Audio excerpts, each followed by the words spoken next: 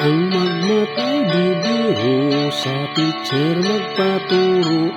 Mangopya ay masama, wala kang mapapala.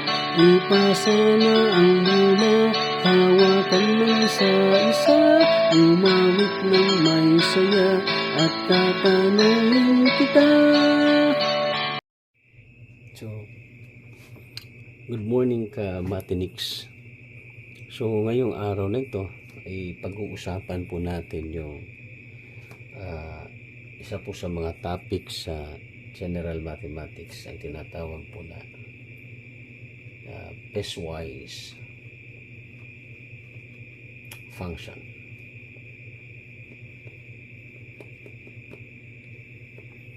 So piecewise function.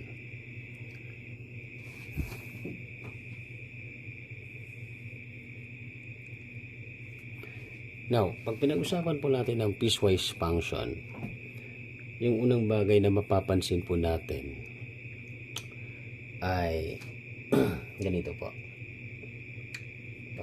Even the piecewise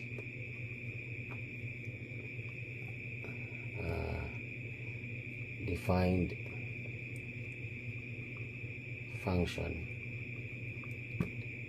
which is f of x is equal to 3x plus 2 f x is greater than or equal to 1. Then the another equation is negative x squared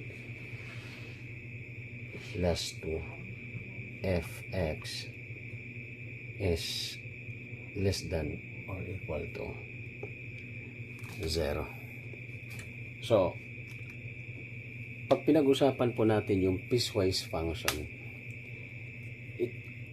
the only thing po na mauobserbahan natin that there are two equations. The requirement is that find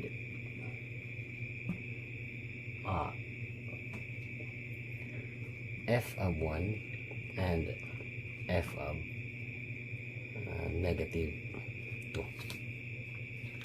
Okay. So, there are two equations. The first equation is 3x plus 2. So, meron po tayong restriction. Ang restriction niya is if x is greater than or equal to 1. The second restriction of the equation negative x squared plus 2 is if x is less than or equal to 0. And we are about to find f of 1 and f of negative 2. Now, para malaman natin kung anong equation ang pwede natin gamitin sa dalawa, sa f of 1, we try to justify dun po sa restriction niya. So, si positive 1 ba, pwede bang maging x greater than or equal to 1? Or pwede ba siyang si positive 1 maging x is less than or equal to 0? So, since si positive 1, pasok siya, justified siya dito sa first restriction na sinasabing maaaring ang 1 ay greater than or equal to 1. So therefore, yung gagamitin po natin in finding the f of 1, yung first equation. So yung first equation po natin is f of x is equal to, copy po natin ang equation na to, 3x plus 2. Then, find f of 1 is equals to 3 times 1 plus 2. Then, f of 1 is equals to 3 times 1 is 3 plus 2 is 5.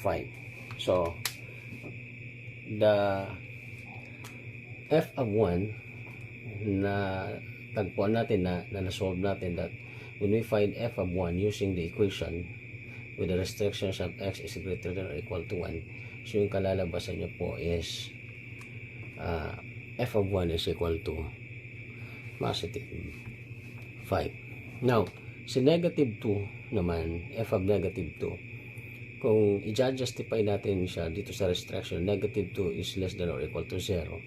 So, tama rin po siya. So, when we try to solve, f of x is equal to negative x squared, then plus 2. Okay? Then, substitute natin. F of negative 2 is equal to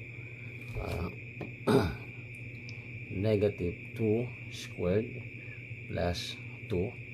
Then f of negative 2 is equal to negative 4 plus 2. Then yung final niya po is negative 4 plus 2. So ang magiging answer po is f of negative 2 is equal to negative 2. So siya po ang sagot ng f of negative 2 gamit po ang equation number 2, which is negative x squared plus 2 with the restrictions of x is less than or equal to 0. Ganun po ang piecewise function. Pinag-usapan po natin yung piecewise function. Meron pong dalawang equation at meron pong dalawang requirement.